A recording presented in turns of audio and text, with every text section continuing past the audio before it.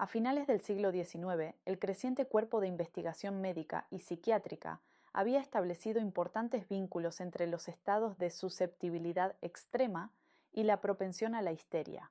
De ello había surgido la imagen de una estructura de la personalidad según la cual en la psique existen reductos subdesarrollados independientes de la conciencia.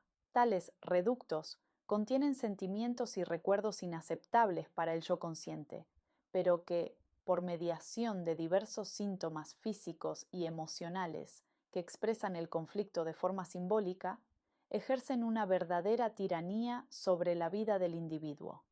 En este conflicto se puede percibir el choque entre las compulsiones pecaminosas y la necesidad de expiación tan característica de Neptuno, aunque en el trabajo psicoanalítico se ponga más bien el acento en los factores personales y patológicos que en la naturaleza arquetípica y teleológica de las dificultades emocionales. Estas teorías sobre la histeria formaron la piedra angular de lo que más adelante llegaría a ser la teoría psicoanalítica clásica. El núcleo de las imágenes míticas que ya hemos estudiado nos ofrece tanto el paisaje interior del complejo como un atisbo de su significado más general. En la raíz de esta forma, peculiarmente neptuniana de sufrimiento, se encuentran sentimientos y fantasías que se han mantenido en un estado infantil. Mientras que el cuerpo crece y el intelecto se desarrolla, persiste un estado emocional de una fusión beatífica, tanto erótica como mística, con una deidad parental que es todo amor y protección. En el mundo del bebé, la dimensión sensual es tan dominante como la vivencia psíquica de la unidad, porque en esta etapa de la existencia, el cuerpo y los sentimientos son indistinguibles. Tanto por razones ambientales como constitucionales, el niño que se va convirtiendo en adulto no puede, o no quiere, afrontar las necesarias experiencias de separación psicológica que constituyen un puente entre el mundo arquetípico del Edén y el mundo humano de las relaciones y la encarnación en el cuerpo. El yo, es decir, el centro de la personalidad individual, no llega a cuajar del todo, y, de forma periódica o permanente, el dominio arquetípico de las deidades del mar invade la vida ordinaria, a veces de manera muy destructiva. Entonces, las puertas del Edén no se abren a una vida fertilizada por un sentimiento de unidad y de significado, sino que simplemente no se abren, y el núcleo de la individualidad queda aprisionado tras las murallas del jardín del paraíso, y mientras el resto de la personalidad madura a su alrededor, este secreto Edén interior, con su árbol de la inmortalidad y sus aguas que lo nutren eternamente, sigue siendo una influencia que tiene un peso enorme sobre muchas de las opciones y acciones del individuo, por más que vistas desde fuera parecen libres. Sin embargo, como se trata de una unión incestuosa, conlleva siempre un hondo sentimiento de pecado.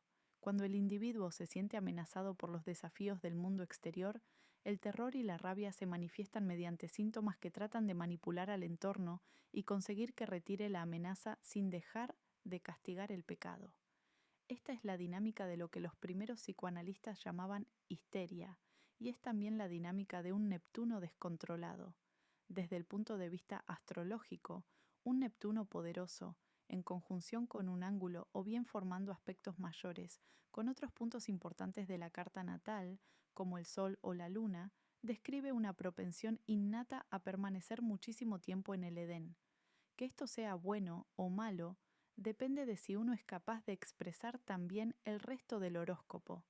Las aguas del paraíso pueden fertilizar dones extraordinariamente creativos y generar una elevada sensibilidad ante el sufrimiento humano. No todos aquellos que tienen un Neptuno fuerte son histéricos, a menos que ampliemos la definición de histeria para incluir todas las tácticas de manipulación psicológica orientadas hacia la fusión. Son rasgos que se dan en todos los seres humanos y que forman la base tanto del arte y de la religión como de la sintomatología histérica. Breuer, Freud y los estudios sobre la histeria. En 1888 Freud empezó a emplear la sugestión hipnótica para provocar en sus pacientes la evocación de recuerdos reprimidos y la consiguiente liberación emocional. Había pasado varios meses con Charcot en la Salpêtrière observando las demostraciones que hacía el maestro de los efectos del hipnotismo sobre los histéricos.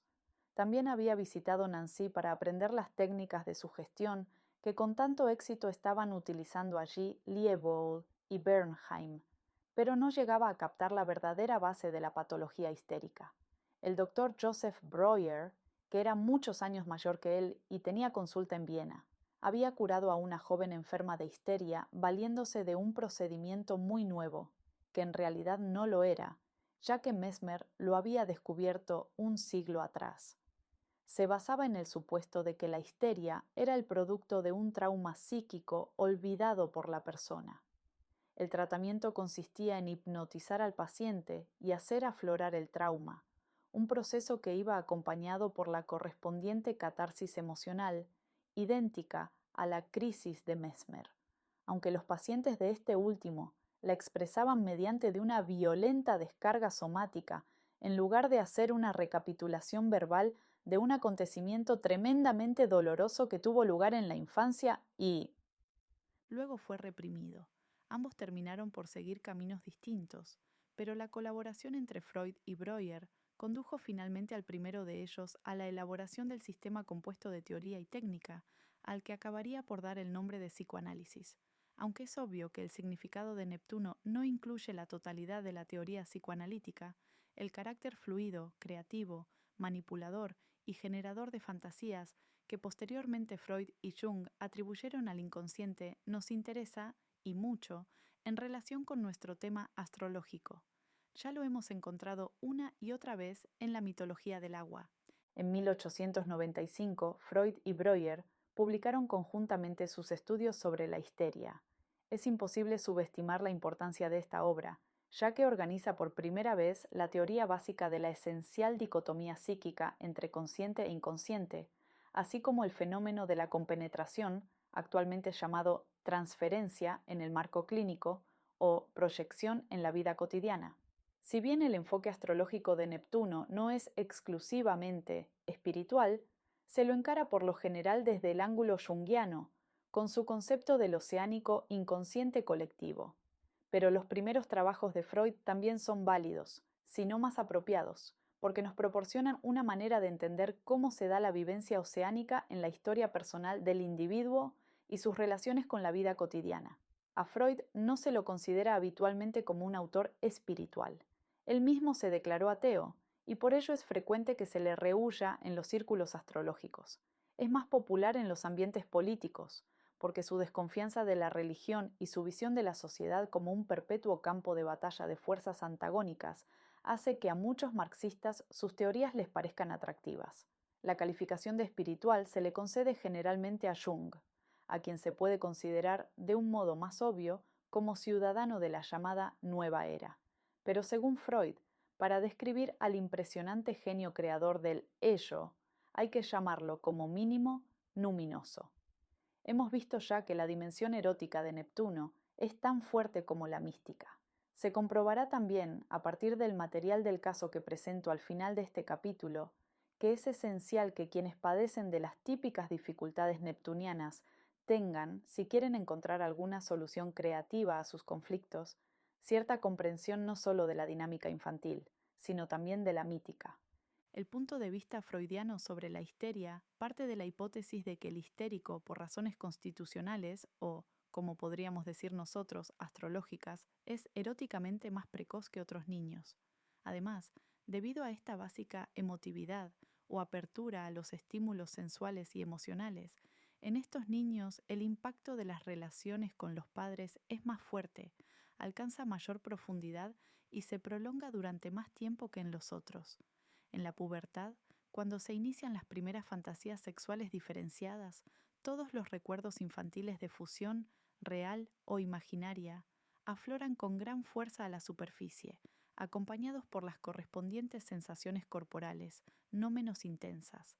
Sí, además, profundas heridas y humillaciones van asociadas con los anhelos insatisfechos del niño, irán marcando el tono de la actividad manipuladora, que más adelante se volverá histérica.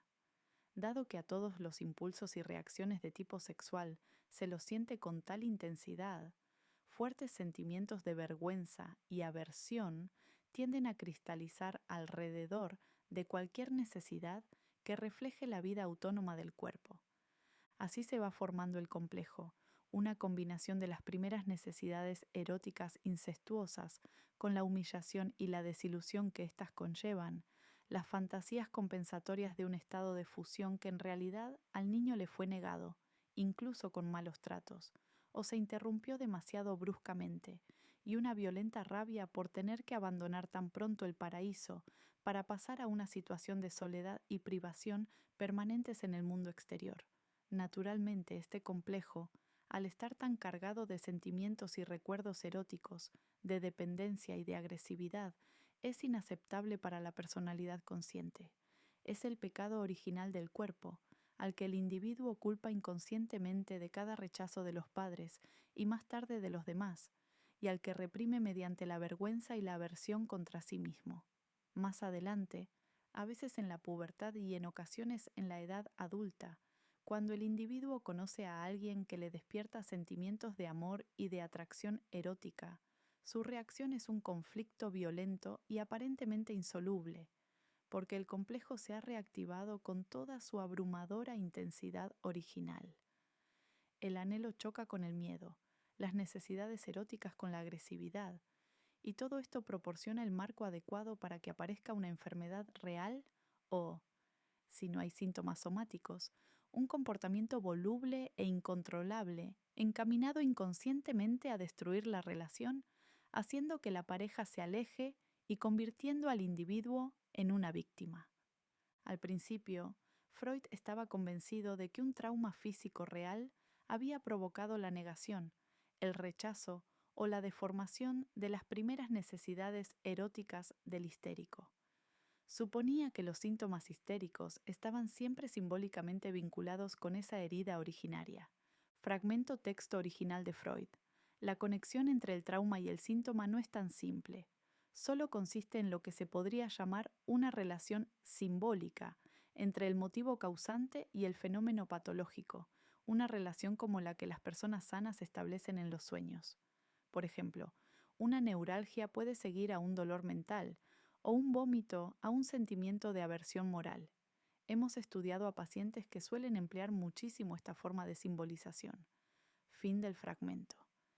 En esta primera etapa, Freud supuso que el complejo contenía recuerdos de un acontecimiento definido, como podía ser un abuso sexual parental o un rechazo particularmente humillante.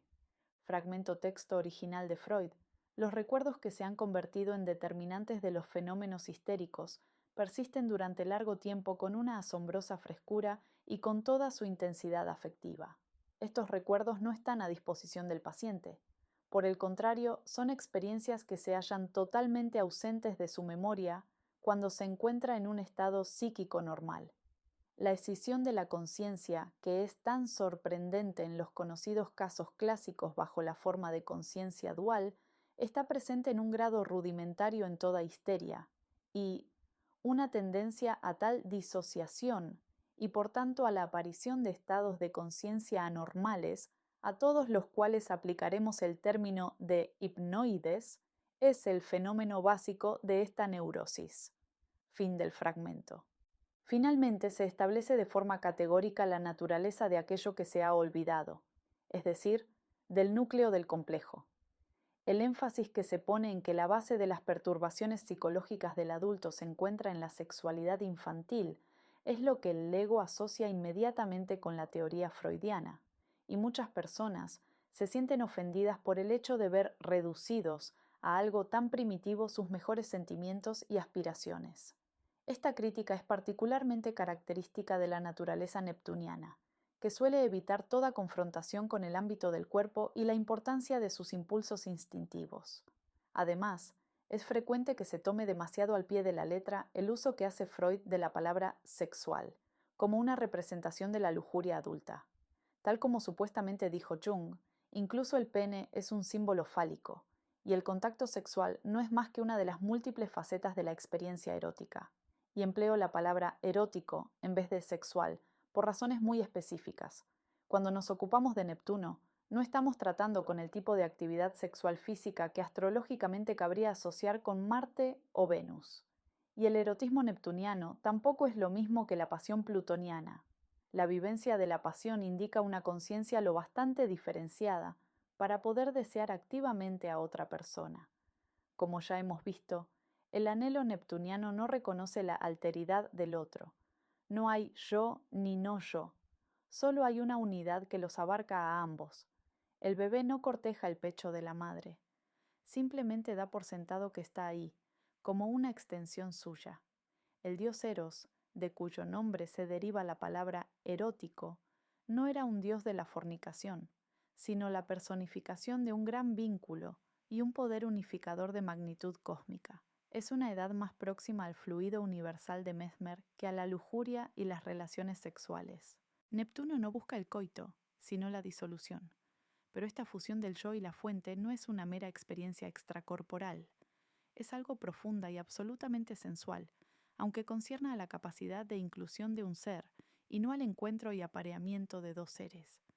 La precocidad erótica inherente al histérico, indicada muy sucintamente en la carta natal, está relacionada con Neptuno y no con Marte, Venus ni Plutón, y en el nivel personal, en la infancia, se expresa como una necesidad abrumadora de fusión con la figura parental. No todos los bebés necesitan lo mismo. El niño con un fuerte componente uraniano puede rehuir un exceso de intimidad emocional y física, y el que es muy saturnino quizás se aferre a rutinas y rituales que simbolizan una presencia parental segura, pero que al mismo tiempo preservan la autonomía personal. Si por lo menos parte de la necesidad neptuniana de unidad encuentra una respuesta afectuosa en la niñez, y los padres manejan el proceso de separación psicológica con más suavidad que aspereza, la sintomatología histérica no es un destino ineluctable. En cambio, podríamos esperar una intensa vida imaginativa y una necesidad constante de íntima compañía. Estas características no son en modo alguno patológicas, sino que describen simplemente a un tipo de ser humano dotado de empatía, sensible y fluido. El erotismo y la emotividad neptunianos son diferentes de los expresados por los demás planetas, pero sin ser menos válidos ni apropiados.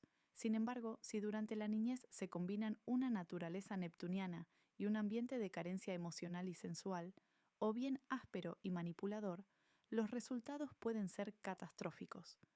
Con el tiempo, Freud empezó a cuestionarse su teoría del trauma. Si todos los traumas descritos primero bajo hipnosis y después por mediación de la técnica de asociación libre le hubieran sucedido de verdad a la gente, entonces casi todas las personas que él conocía habrían sufrido abusos sexuales en algún momento de su niñez, una conclusión evidentemente absurda, incluso en Viena. Freud estudió entonces la posibilidad de que un trauma imaginario pudiera ser tan poderoso como uno real. Los recuerdos que él había considerado como fuentes de la histeria se fueron mostrando gradualmente más bien como fantasías simbólicas que como hechos reales. Esas fantasías podían convertirse en realidad por medio de un acontecimiento, o bien ser el reflejo de hechos psíquicos más bien que físicos, como corrientes ocultas y no expresadas de violencia en la familia. Freud terminó por reconocer que una fantasía puede ser tan poderosa como un hecho físico, y que puede suscitar un sentimiento de vergüenza y de repulsión incluso más abrumador, ya que uno no puede culpar de ella a nadie más que a sí mismo. Así, los sentimientos incestuosos inconscientes del padre o de la madre, al combinarse con fantasías de naturaleza erótica en el niño, pueden convertirse en el recuerdo de una unión que jamás tuvo lugar. Hasta el día de hoy, la cuestión de la realidad de los traumas sexuales de la infancia sigue preocupándonos. A medida que los casos de abuso sexual infantil se van multiplicando en la prensa, nuestro enfoque ha empezado a polarizarse de manera muy inquietante.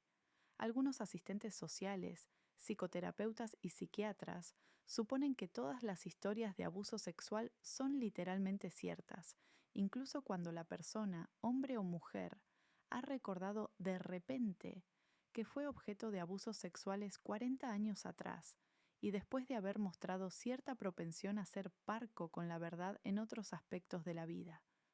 Otros suponen que los recuerdos de abuso sexual que aparecen de forma inesperada en épocas posteriores de la vida son siempre fantasías que sirven a las más oscuras necesidades del paciente de complacer a su terapeuta y que responden también a la intención deliberada, aunque inconsciente, de herir o destruir a un padre o una madre que no ha cometido mayor pecado que manifestar una insensibilidad totalmente equiparable a la de la mayoría de la gente. La misma polarización se observa en nuestra actitud hacia los niños pequeños que se quejan de que se ha abusado de ellos, o bien están mintiendo desvergonzadamente, o son demasiado pequeños para tener esa capacidad de mentir, lo cual significa que hay que retirarle de inmediato la custodia al progenitor acusado. El abuso sexual de los niños es una realidad, y en mayor medida de lo que nos gustaría creer, pero es un asunto muy complicado, y no se trata solo de un progenitor malo que comete tal atrocidad en el seno de una familia feliz y que está funcionando bien. Además, la atención que en los últimos tiempos dedica la prensa a este problema ofrece un arma estupenda a quienes, conscientemente o no, desean vengarse de un modo apocalíptico de un miembro de la familia que no les ha brindado la devoción absoluta de la que se sienten merecedores. Y los abusos sexuales durante la niñez no conducen invariablemente, ni siquiera por lo general, a trastornos histéricos de la personalidad. Lo más frecuente es que provoquen desconfianza, autodenigración y un terrible sentimiento de haber sido traicionado por el otro progenitor, ya que el niño siente que debería haber sabido lo que sucedía y haberlo protegido mejor. A veces parece, al leer con atención los periódicos, que como colectivo, y a pesar de las investigaciones pioneras de Freud hace ya un siglo, todavía no queremos reconocer las complejidades del lado neptuniano del alma humana. Aquí estamos, verdaderamente, nadando en aguas de malla, porque la fenomenología de la histeria en su totalidad va surgiendo poco a poco como un problema psíquico autogenerado. No se puede responsabilizar de él a ningún problema fisiológico, ni hay ningún suceso catastrófico de la infancia del que se pueda decir categóricamente que lo haya creado.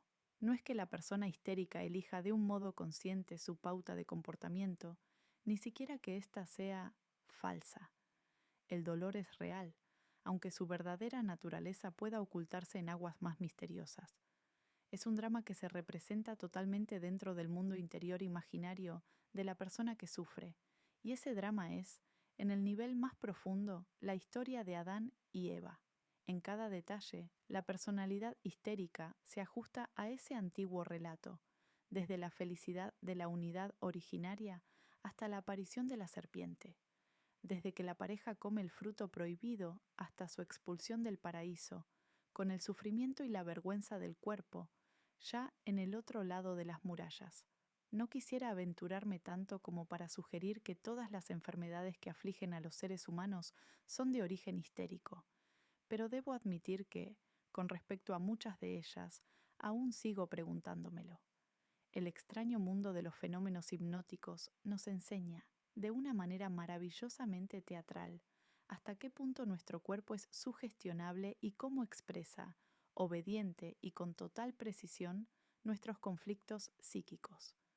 Muchas de nuestras dolencias son enormemente manipuladoras, por su naturaleza y por el momento en que aparecen, y aunque debamos considerar siempre los factores fisiológicos, no debemos olvidar nunca nuestro dolor y nuestra furia por haber sido expulsados del Edén, la fusión y la separación.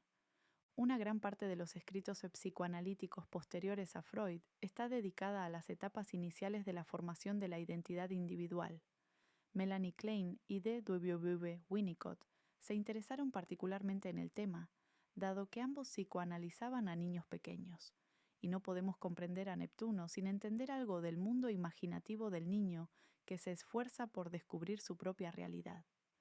Como todos hemos sido bebés, tenemos una base para nuestra investigación. Los dilemas neptunianos siempre implican algo que todavía no se ha formado. Por consiguiente, es necesario que estudiemos más de cerca las etapas de desarrollo de la niñez, concentrándonos en lo que podría ir mal, tanto en el entorno como en el interior del propio niño, y dañar el delicado equilibrio entre el anhelo neptuniano y los demás factores de la personalidad.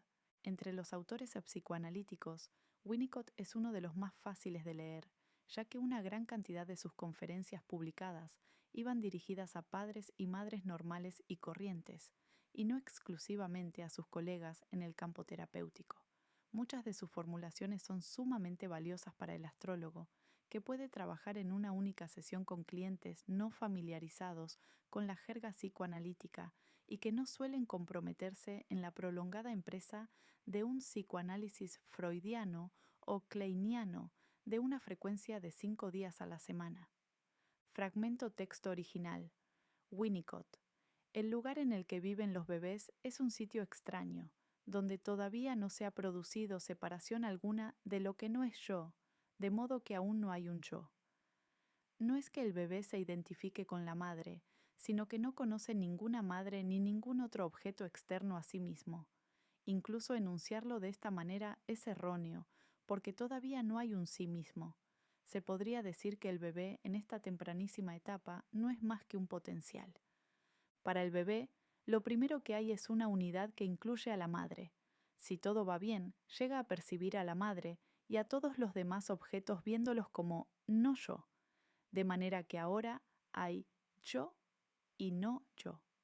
Esta etapa de los comienzos del yo soy solo puede convertirse en realidad si el bebé se va consolidando a sí mismo en la medida en que el comportamiento de la figura materna sea suficientemente bueno.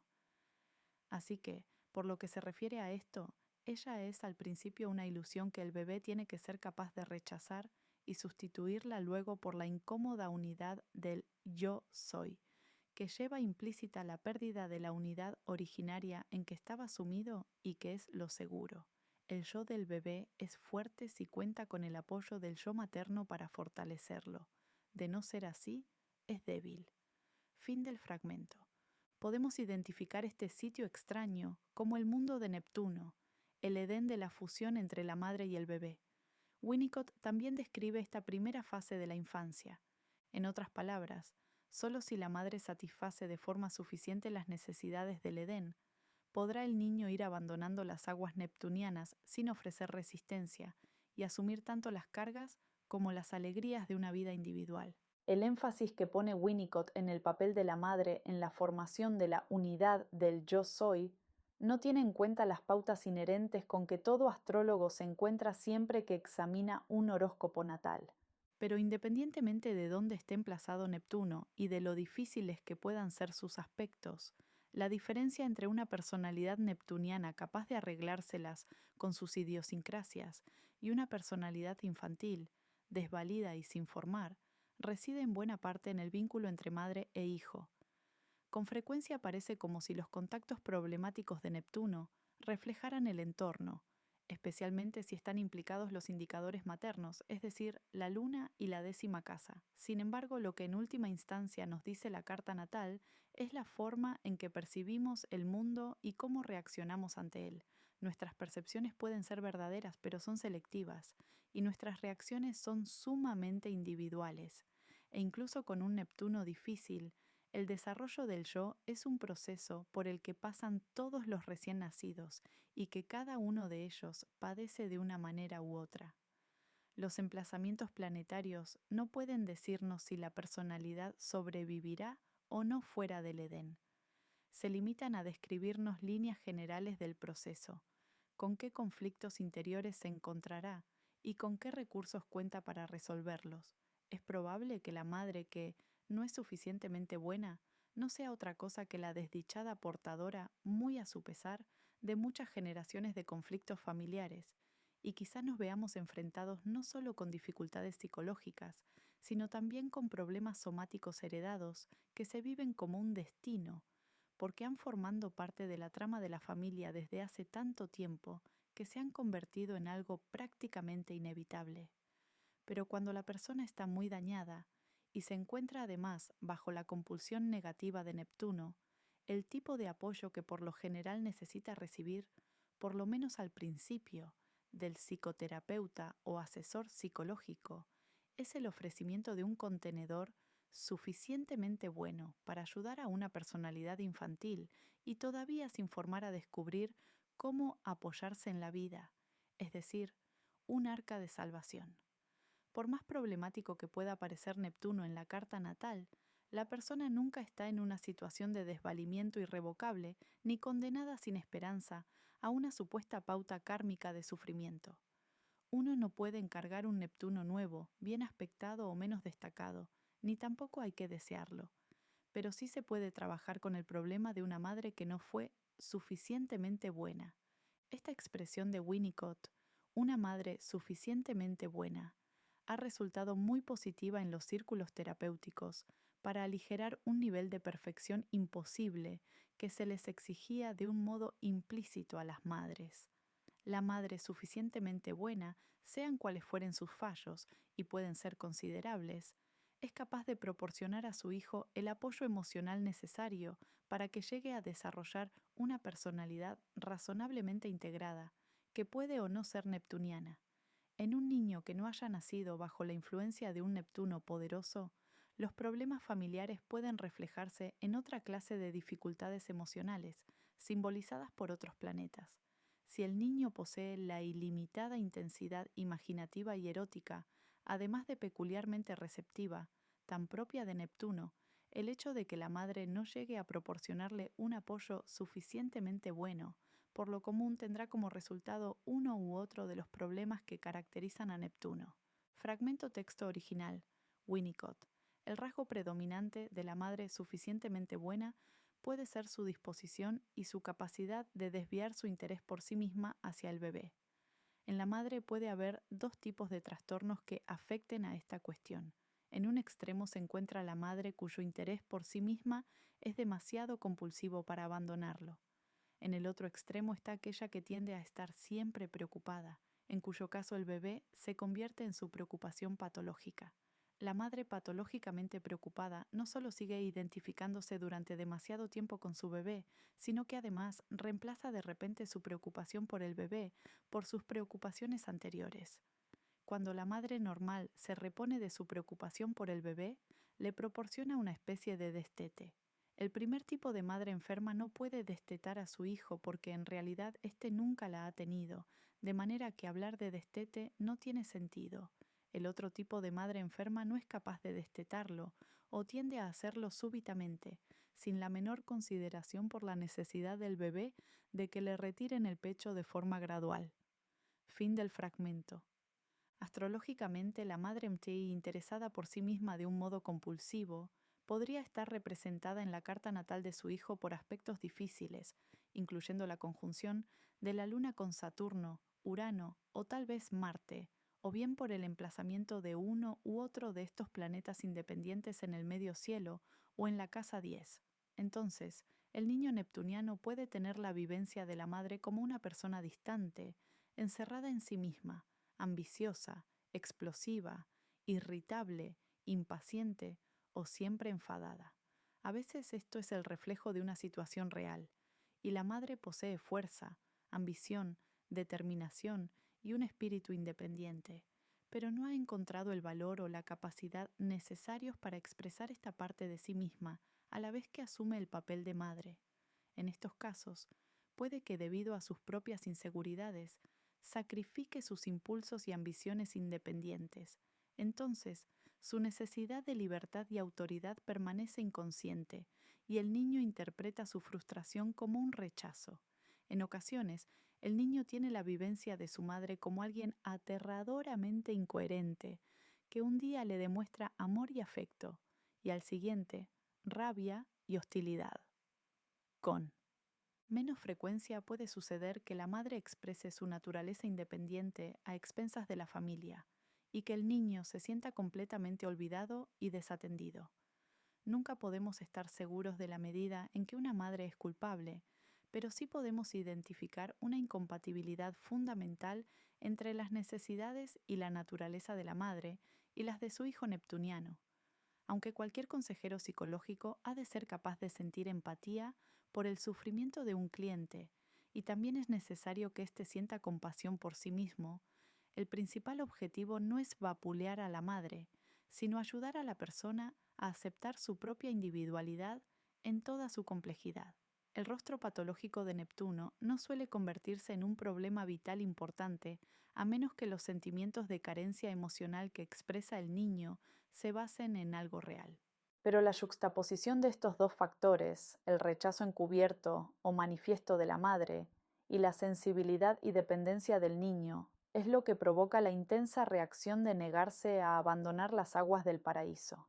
La madre demasiado preocupada, es decir, la que es incapaz de renunciar a su fusión con el niño, puede estar representada en la carta natal de éste por configuraciones difíciles de la Luna con Neptuno o con Plutón, o por el emplazamiento de la Luna, Neptuno o Plutón en el medio cielo o en la casa 10.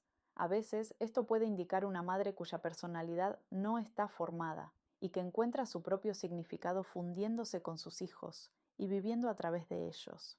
La vivencia que el niño tiene de una madre como esta es la de una mártir o víctima, siempre deprimida. También puede sentir que sus propios límites están constantemente amenazados, aunque de un modo sutil, porque la madre le infunde un sentimiento de culpabilidad y de obligación emocional hacia ella.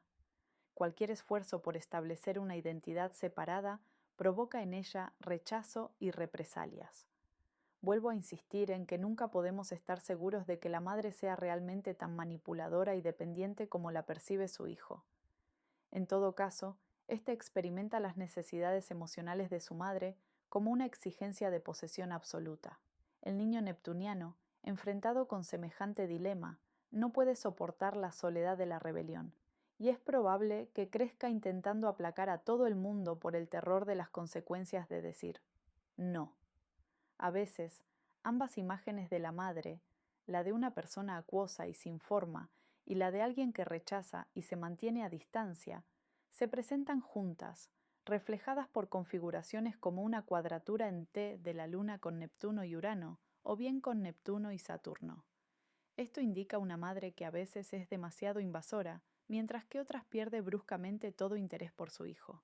Es probable que el niño neptuniano necesite un tiempo de separación más suave y prolongado.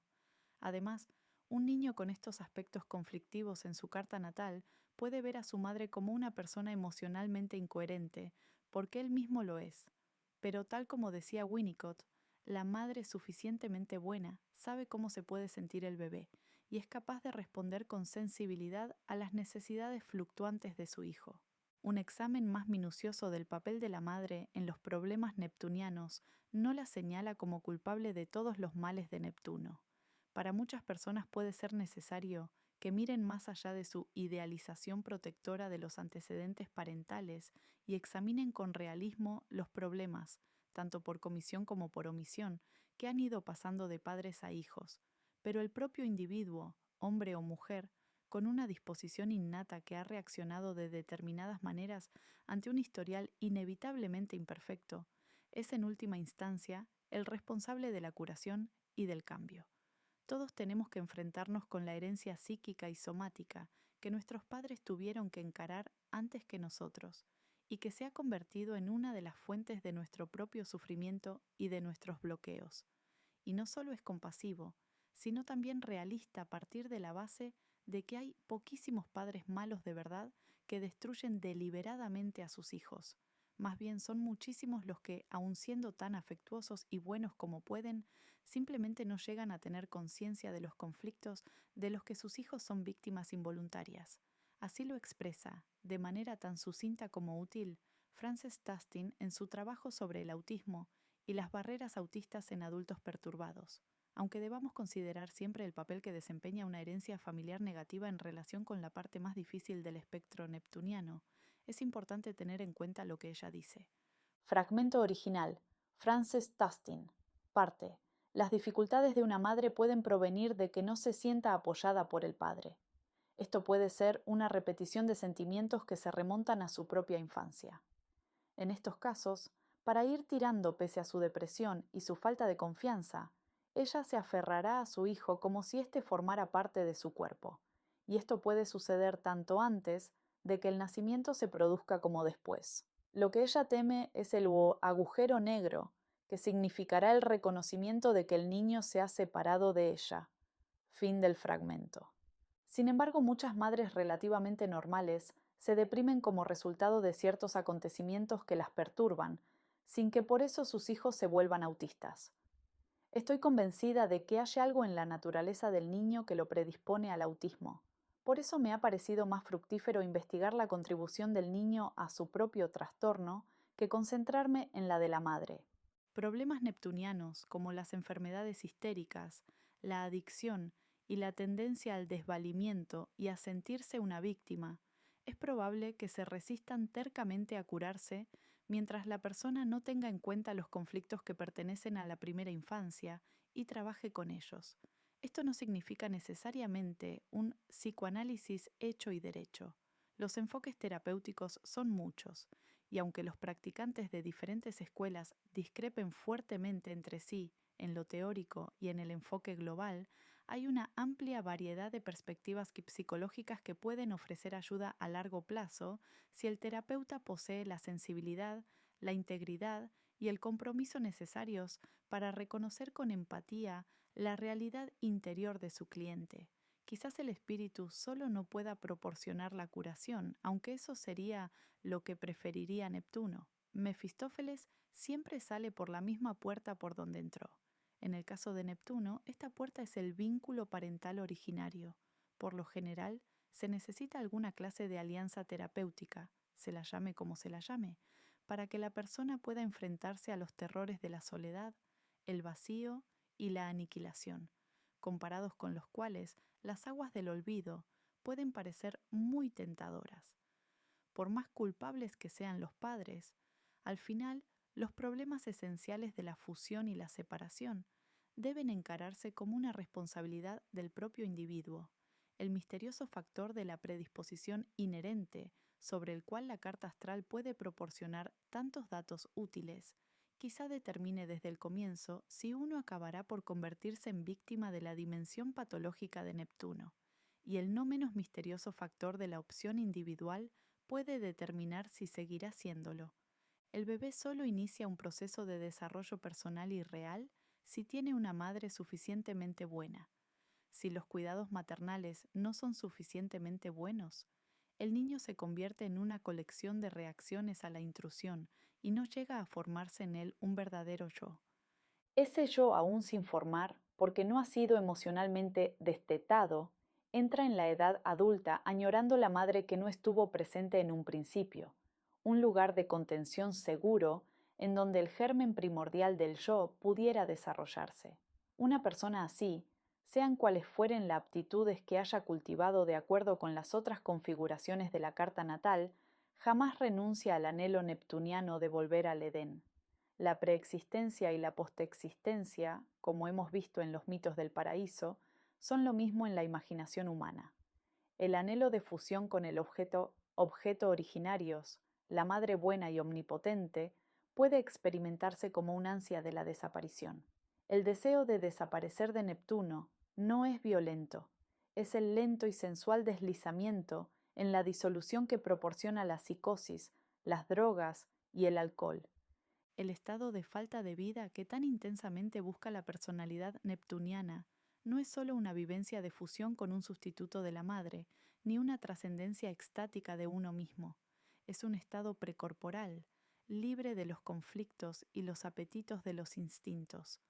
La persecución compulsiva de la espiritualidad a expensas de la vida del cuerpo pertenece al mismo contexto que el evidente deseo de desaparición del drogadicto o el alcohólico, o que la emotividad regresiva del histérico.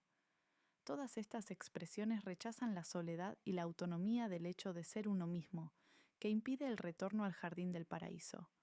Tal como explica Winnicott, llega una etapa en la que el niño se ha convertido en una unidad, en alguien capaz de sentir yo soy. Tiene una parte interior, puede dominar sus tormentas instintivas y también controlar las tensiones y presiones que surgen de su realidad psíquica personal. El niño ya es capaz de deprimirse, y esto es un logro del crecimiento emocional. Una curiosa característica de la persona sometida a la compulsión de Neptuno es que jamás parece tener una verdadera depresión, que es una aceptación de nuestra oscuridad, nuestra suciedad, nuestra ambivalencia y nuestra condición de seres separados. La personalidad neptuniana tiene muy poca capacidad para contener la angustia, y ante un conflicto puede ser presa del pánico y expresar ciegamente sus emociones, y suele confiar en que los demás la salven. También es Neptuno el que habla a través de la voz de la persona que siempre dice, pero es que no puedo evitarlo, cuando se le plantea el desafío de contener sus intensas necesidades emocionales, casi cualquier experiencia emocional es lícita, menos el proceso. La persecución del sufrimiento. El sufrimiento neptuniano puede ser a la vez a sí mismo y manipulador, tanto si se entiende que la base de esto es una vergüenza profunda de la fantasía del incesto, como si se ve en ello el anhelo de llegar a ser digno de la unión con la divinidad mediante la humildad nacida del dolor. Es frecuente que la persona neptuniana dé la clara impresión de estar enamorada de su propia desdicha, tal como declara el Otelo de Shakespeare: no tienes tú la mitad del poder de herirme del que tengo yo, de sentirme herido. La personalidad histérica puede valerse inconscientemente del dolor con propósitos de manipulación, en la esperanza de atraer la simpatía y la protección de los demás, al mismo tiempo que cumple con la obligación interior de autocastigarse. La palabra que con más frecuencia usamos para describir este comportamiento es masoquismo. El comportamiento masoquista, tanto si se expresa exclusivamente en el ámbito sexual como si constituye una pauta psicológica vital más general, pertenece al mundo de Neptuno. Su núcleo reside en un centro arquetípico familiar integrado por sentimientos de vergüenza, una necesidad de expiación mediante el sufrimiento, una expresión indirecta de agresividad y un poderoso anhelo de redención. Al masoquismo se lo puede considerar como una patología, pero también como la expresión personal de una necesidad más profunda e inconsciente de experimentar el sufrimiento de la condición humana. Ambas maneras de verlo son igualmente valiosas para entender a Neptuno. El interés clínico por el masoquismo data de los primeros días del psicoanálisis. En épocas anteriores de la historia, por lo general no se lo consideraba como una patología, porque estaba profundamente incrustado en el pensamiento cristiano. Antes de que la ciencia considerase el masoquismo como una enfermedad, la religión veía en él una curación. La Iglesia medieval consideraba el sacramento de la penitencia como una parte de su ministerio general para la curación de almas. El lenguaje de los primeros libros penitenciales cristianos es un lenguaje médico.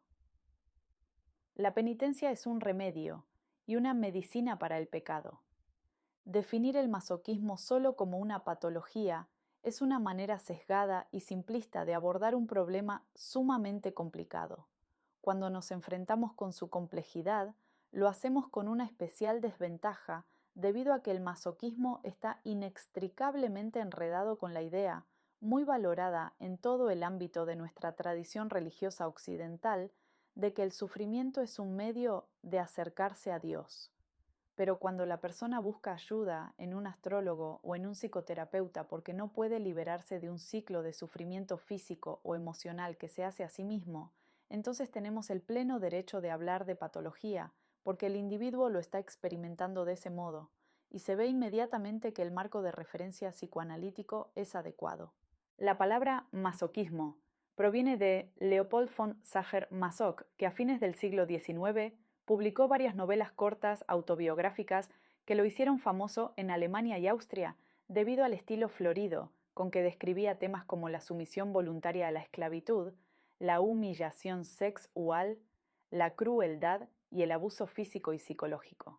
Aunque Krafft-Ebing acuñó el término para denotar formas muy específicas de conducta sexual, el uso que hacen de él las escuelas psicoanalíticas es mucho más amplio e incluye el comportamiento llamado masoquismo moral, que se describe a continuación.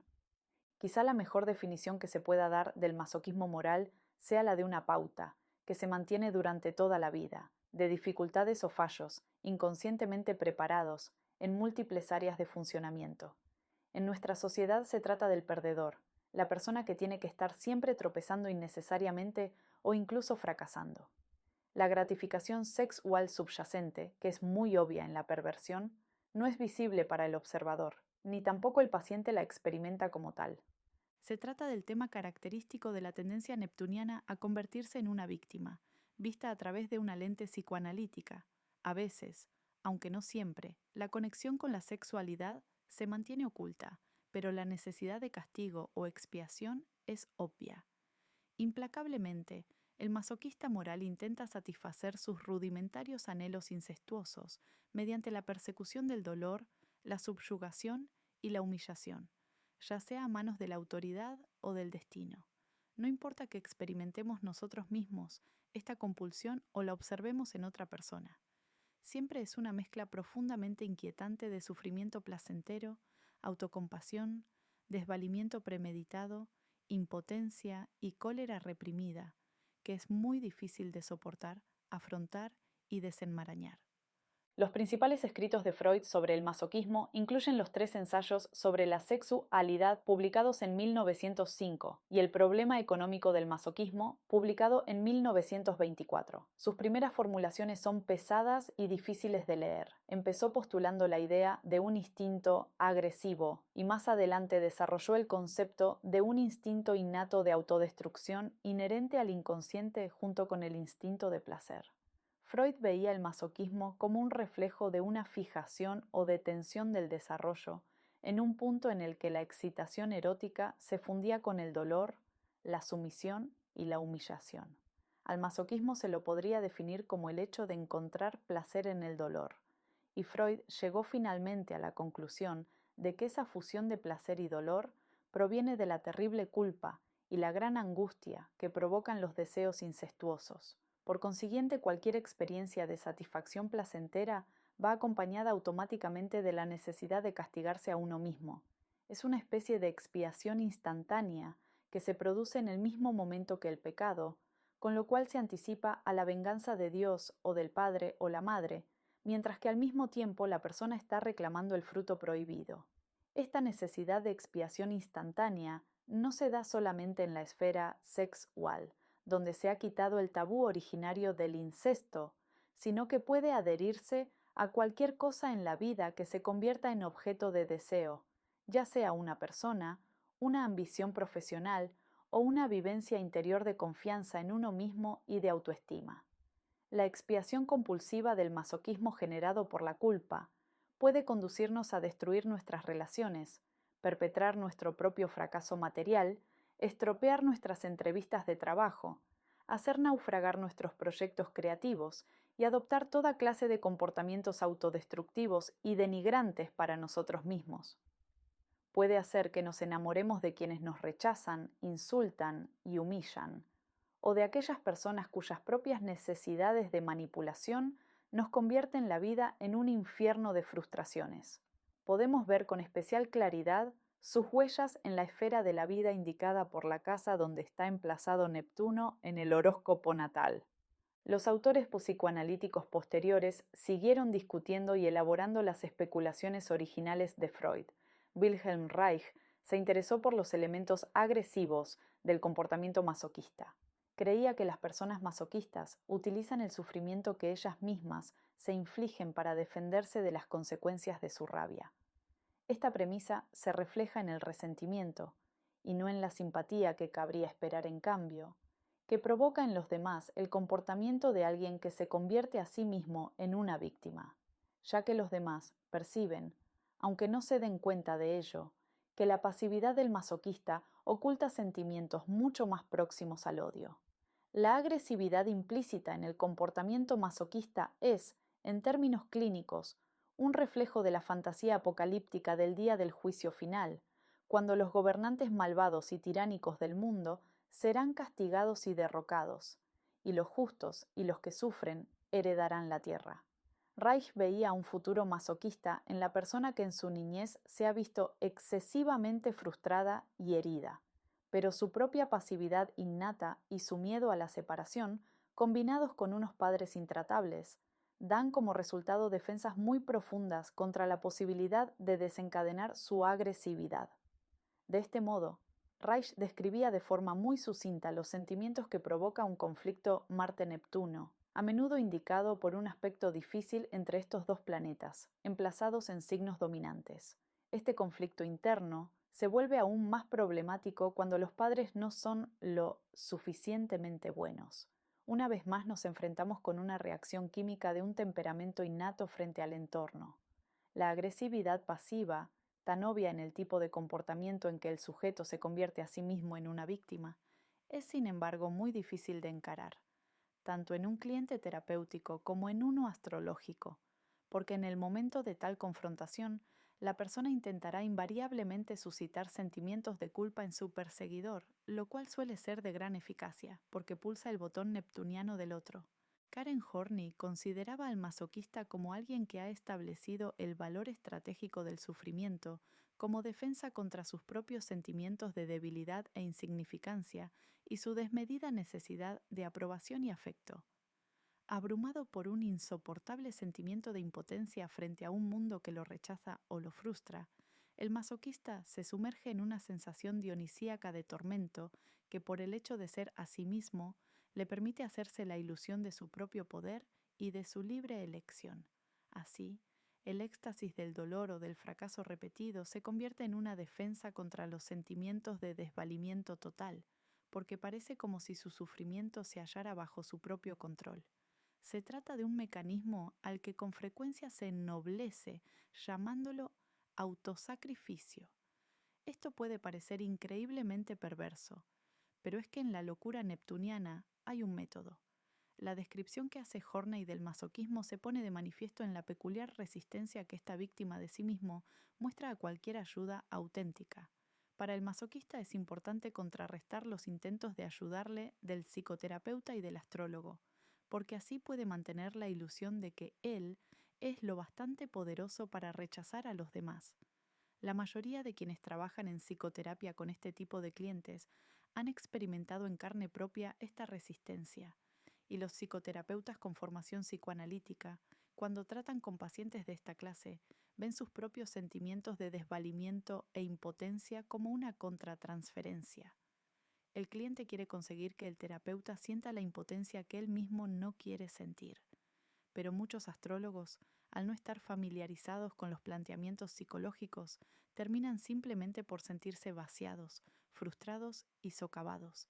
Y con el tiempo, si se repite este tipo de encuentros, pueden experimentar una grave pérdida de confianza en sí mismos. El comportamiento masoquista es una manera de asumir la omnipotencia, haciendo que los demás se sientan culpables e impotentes. Y también es una forma de asumir el control mediante el hecho de hacerse a sí mismo más del que puedan hacerle los demás. La esencia del masoquismo es la íntima conexión entre dolor y placer. En la búsqueda o persecución del dolor, la incomodidad o la humillación, ya sea en el nivel físico o en el psíquico, es donde lo desagradable se vuelve gratificante o placentero, pero es probable que tanto la búsqueda como el placer sean inconscientes. En realidad, a menudo el masoquista, sin tener conciencia de lo que hace ni de la satisfacción que obtiene de ello, solo es consciente del sufrimiento, que él percibe como impuesto desde fuera por el destino o por otras personas, a quienes culpa coléricamente de su dolor. Y sin embargo, muchas veces es inconfundible la evidente satisfacción en la voz de la persona que sufre, o en el brillo de sus ojos al anunciar otro fracaso o una nueva humillación, arrebatando la derrota de las fauces mismas de la victoria. Esto sí que es patología. Aunque podamos sentir una compasión profunda por el sufrimiento interior que reflejan tales pautas de comportamiento, sería muy difícil idealizar estas compulsiones capaces de destruir vidas llamándolas desinteresadas o evolucionadas. Son escurridizas, manipuladoras e indiscutiblemente sucias, aunque también muy humanas. Cuando atravesamos el velo de esta manera tan característicamente neptuniana, de enfrentarnos con impulsos y deseos poderosos pero inaceptables, nos adentramos en el dominio del bebé. Es de esperar que el consejero astrológico sea capaz de persuadir a la persona, prisionera de su tendencia a convertirse en víctima, de que investigue algunas de las motivaciones más profundas de tal comportamiento, de modo que pueda obtener un enfoque más directo y creativo de los demás y de la vida. No es demasiado útil decirle a un cliente así que sus sacrificios son kármicamente necesarios. Que puedan o no ser necesarios en otros niveles más sutiles es algo que está por verse, pero la verdad no se puede descubrir por otro medio que una confrontación sincera. Nada hay de romántico en el masoquismo cuando se lo contempla desde un punto de vista psicoanalítico. Por eso quizá muchos astrólogos se muestran renuentes a considerar esta manera de abordar a Neptuno como un complemento importante del enfoque arquetípico, el espiritual o el predictivo. La precisa interpretación de Helen Meyers del masoquismo que ofrezco a continuación No es algo que suelan incluir los textos astrológicos sobre Neptuno, pero mi experiencia con nativos neptunianos, tanto en el nivel psicoanalítico como en el astrológico, me ha enseñado que deberían tenerlo en cuenta. El dolor y el sufrimiento del masoquismo son el precio que se paga por la agresividad y los deseos edípicos prohibidos e inaceptables, para así evitar el peligro de la venganza, el perjuicio y el abandono. La agresividad se dirige hacia afuera, ya que el masoquista provoca la cólera de los demás y los invita a hacerle daño, y con su dolor intenta provocarles sentimientos de culpabilidad. Entonces, ¿todos nuestros sacrificios deben quedar invariablemente reducidos a este núcleo nada atractivo? No sugiero que haya de ser así. Al enfoque psicoanalítico, debido tal vez a la ausencia de un fuerte contacto Sol-Neptuno en la carta de Freud, no le interesa la redención, y por lo tanto puede permitirse ser sincero respecto de los seres humanos tal como son. Al mismo tiempo, el psicoanálisis, como cualquier otra teoría psicológica, puede por sí mismo convertirse en una forma de redención para aquellos profesionales neptunianos que se adhieren a sus doctrinas como si éstas provinieran de una revelación divina. Por consiguiente, es probable que un fervidiano fervoroso no sea capaz de identificar aquellas esferas de la expresión humana que trascienden lo puramente instintivo. El sentimiento erótico infantil podría estar expresando algo más profundo y universal. Es posible que los conflictos edípicos constituyan la base de las pautas de comportamiento masoquistas, pero cuando está en juego Neptuno, no es mala idea plantearse la cuestión. En el masoquismo neptuniano hay también otras dimensiones significativas, que por lo común, aunque no siempre, están entretejidas con la historia personal de la familia. Sería absurdo suponer que todos los actos espontáneos de generosidad y altruismo no son otra cosa que sublimaciones de un secreto deseo de sufrir enraizado en el sentimiento de culpabilidad edípico. Pero las complicadas pautas infantiles de la personalidad masoquista se entremezclan con las más nobles aspiraciones neptunianas, de tal manera que a menudo es muy difícil desenmarañarlas. Un anhelo de sanar el sufrimiento de la humanidad puede coincidir con un deseo de sanar tanto el sufrimiento de la madre como el de la propia infancia. Un trasfondo genético común. En el sadomasoquismo es una relación con una madre deprimida y relativamente inaccesible, en ocasiones de un modo inoportuno, claramente seductora, pero la mayor parte de las veces insensible y distante. Estas madres están resentidas por la carga que representa la responsabilidad de cuidar a un niño. Desean ser ellas quienes reciban cuidados. Envidian a su hijo por su nueva oportunidad en la vida, su autonomía, sus capacidades, su fuerza, su juventud, su atractivo. Sienten que esa autonomía no ha de ser respetada, sino destruida, al servicio de una intensa necesidad. La sensibilidad neptuniana al sufrimiento de los demás es un hecho psicológico, tan evidente en la niñez como en la edad adulta. En la infancia, no se puede percibir ese sufrimiento con objetividad. Incluso a un adulto maduro y perspicaz le resulta bastante difícil desapegarse de él, lo suficiente para entenderlo. Un bebé no puede mirar a su madre deprimida y desilusionada y llegar a esta conclusión. Ah, bueno, ella también tuvo dificultades con sus padres y tiene la misma necesidad que yo de que la abracen y la protejan. Así que es natural que me pida a mí que alivie su dolor y su soledad en vez de responder a los míos. Visto con los ojos del niño, el mundo entero está lleno de sufrimiento, porque al principio de la vida la madre es el mundo. No hay otra curación que la renuncia a las propias necesidades emocionales, a fin de lograr una apariencia de seguridad en el ambiente. Como el pequeño neptuniano capta indicaciones no expresadas de la misma manera que un buen actor intuye las fluctuaciones del interés de su público, este niño emocionalmente dotado es quien más sufrirá en su contacto con una madre demasiado necesitada.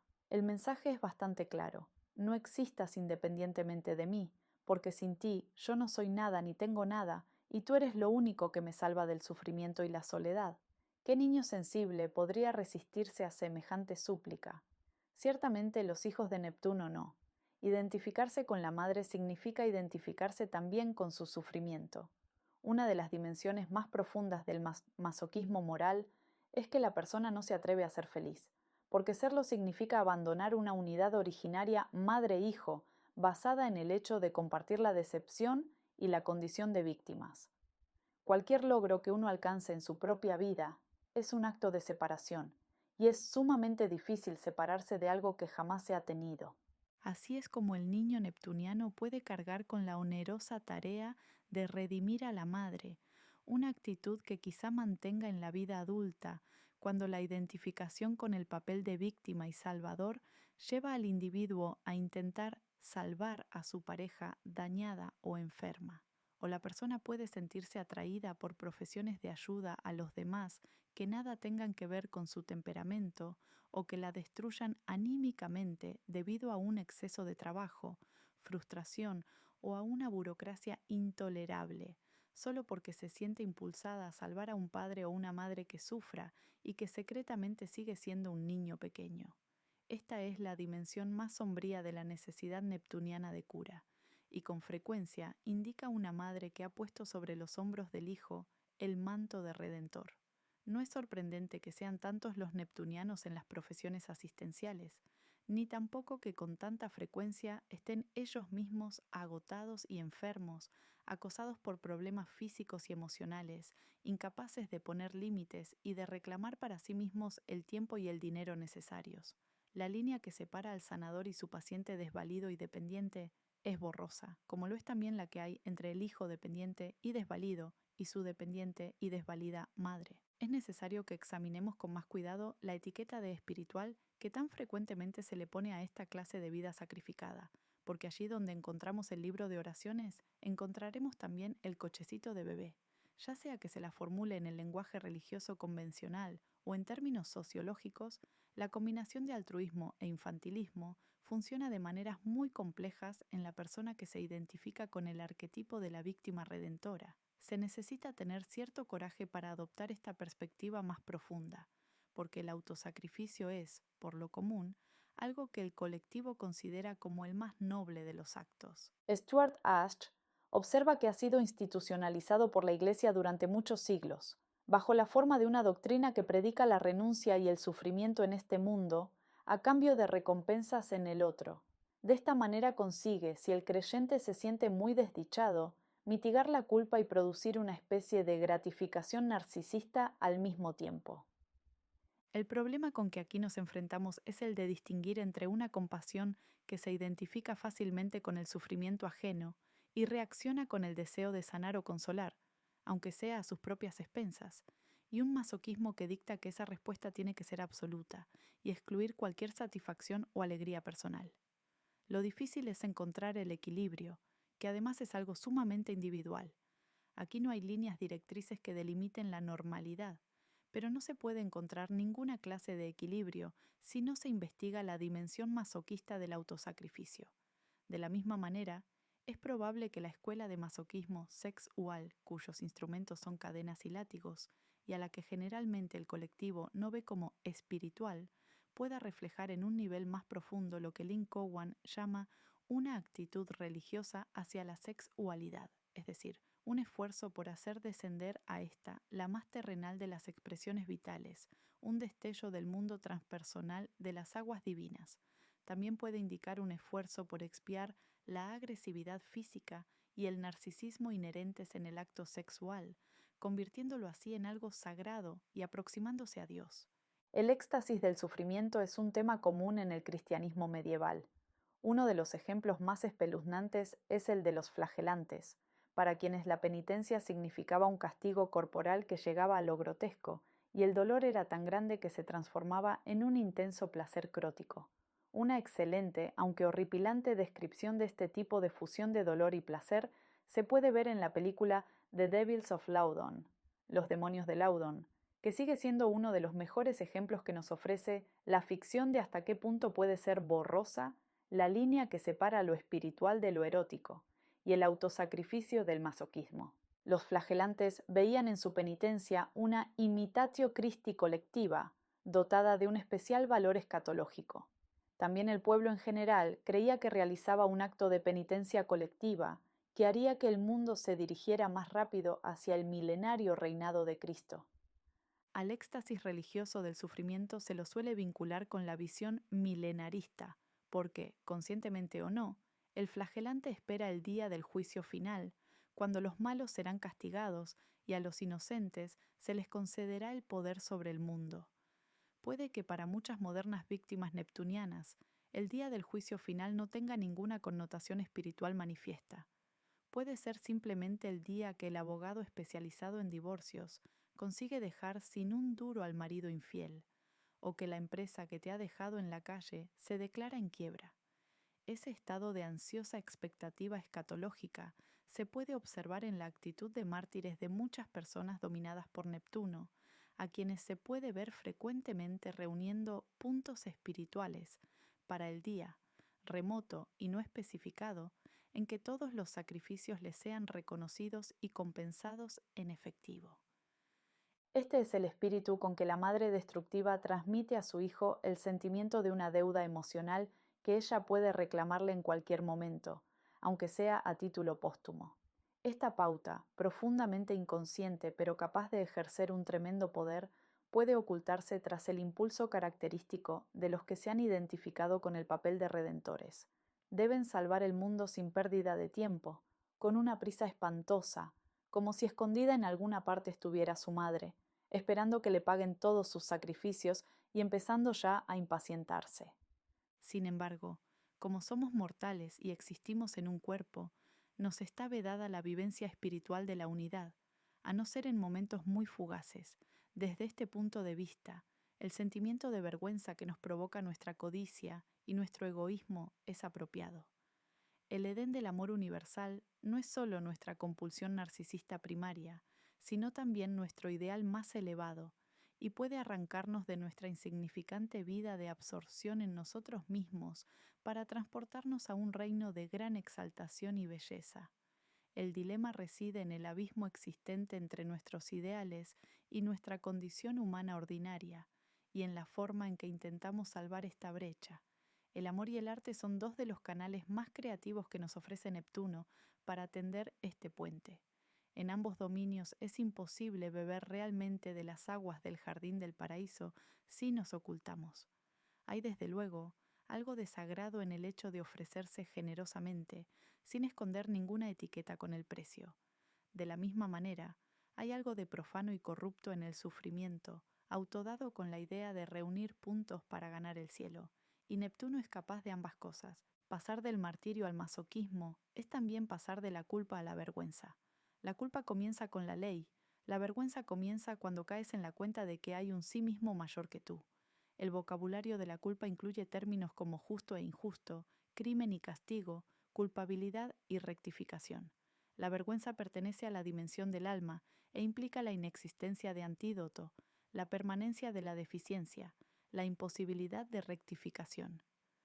Es el sentimiento de una carencia permanente, de una insuficiencia, una incapacidad que no se puede rectificar ni corregir mediante ninguna actividad del yo.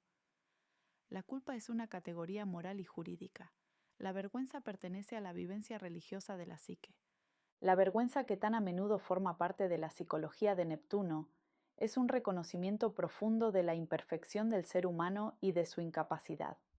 Se relaciona con la humildad, y no con la humillación.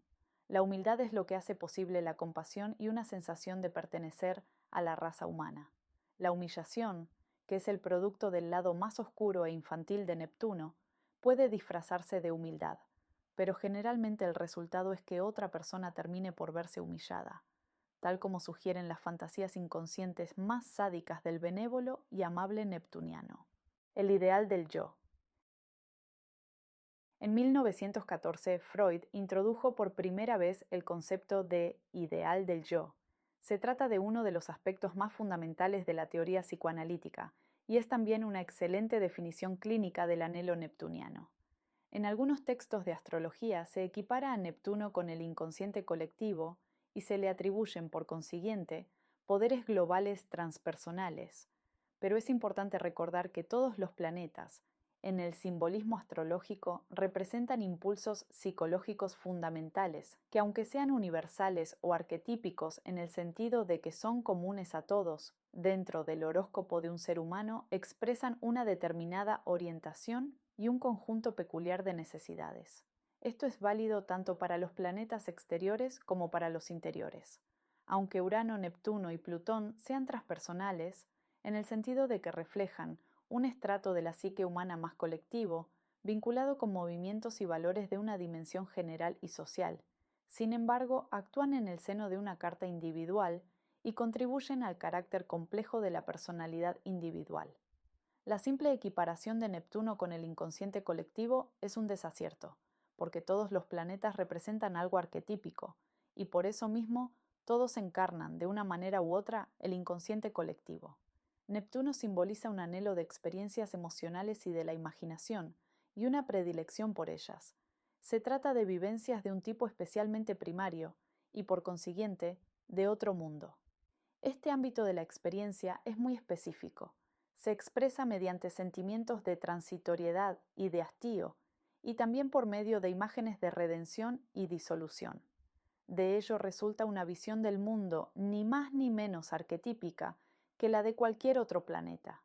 El concepto de ideal del yo que Freud describió por primera vez y fue posteriormente desarrollado por Janine Chasseguet-Smirgel puede ayudarnos a describir a Neptuno como una dinámica particular dentro de un ser humano individual, aunque esta dinámica, al ser colectiva, haya actuado también a través de muchos movimientos sociales y religiosos en el transcurso de la historia.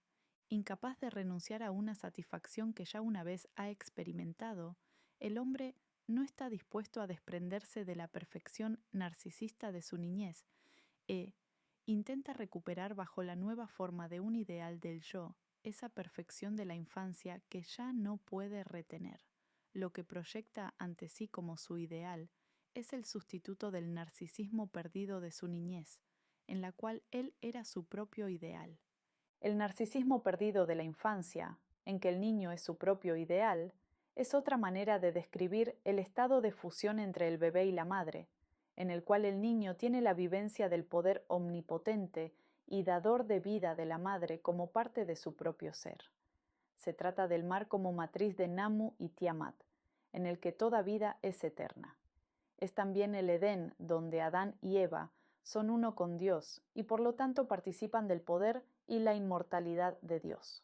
Las imágenes míticas de este lugar originario expresan con gran elocuencia la seducción que emana de su perfección perdida. La persona que está fuertemente influida por Neptuno es aquella que nunca abandona el estado primario de fusión. Freud pensaba que nadie lo abandona jamás del todo, y la astrología confirma su diagnóstico. Todos tenemos a Neptuno oculto en algún lugar de la carta natal. Pero mucha gente se las arregla para llegar a un acuerdo con el ideal del yo en la medida suficiente para que la brecha existente entre la realidad personal y la omnipotencia perdida no produzca un tormento excesivo. Entonces, la persona puede expresar su aspiración al ideal de maneras sumamente gratificantes y creativas. Hacer dinero o despreciarlo, ser dueño de una lujosa mansión suntuosa o jactarse de un estilo de vida bohemio, vestirse de forma divertida u original, criar hijos guapos y agradables, practicar una religión, aficionarse a la bebida, adoptar una determinada ideología, amar y ser amado, escribir un libro inteligente, crear una obra de arte. Todas estas cosas representan las diferentes maneras en que uno intenta reducir la brecha entre el yo y su ideal. Sin embargo, no es menos cierto que, más allá y por encima de la búsqueda de estas satisfacciones en sí mismas, el hombre está inspirado por algo más profundo, más absoluto, algo permanente que trasciende el contenido variable, de las formas diversas y efímeras que él da a su deseo fundamental de volver a encontrar una perfección perdida. Estos intentos, a pesar de que no son más que etapas de un camino que solo conduce a la muerte, inspiran al hombre en la vida. La búsqueda de la unión con el ideal del yo se revela en todas aquellas esferas de la vida en donde anhelamos algo inefable e indescriptible que ha de aliviar nuestra soledad y asegurarnos la inmortalidad. Este puede ser un sentimiento delicioso, y parece que somos felices pagando la entrada para ver cualquier película que haga vibrar esa cuerda en nuestro corazón, aunque solo sea con relativa habilidad. El romanticismo melancólico de Neptuno nos hace amar los nocturnos de Chopin, al E.T. de Spielberg, a la Narnia de C.S. Lewis o la desaparecida Inglaterra eduardiana de Merchant y Ivory. Estas imágenes son a la vez profundamente enriquecedoras, aunque quizá ya no sean adecuadas en la sociedad actual, y capaces de establecer uniones profundas entre los seres humanos. El mismo anhelo nos motiva para crear cosas bellas que nos vuelvan a conectar con la perfección que hemos perdido. Si la búsqueda del ideal del yo se frustra tanto y está tan llena de sufrimiento que la persona suprime de la conciencia todos esos anhelos, la vida llega a no representar otra cosa que un prefacio de la muerte.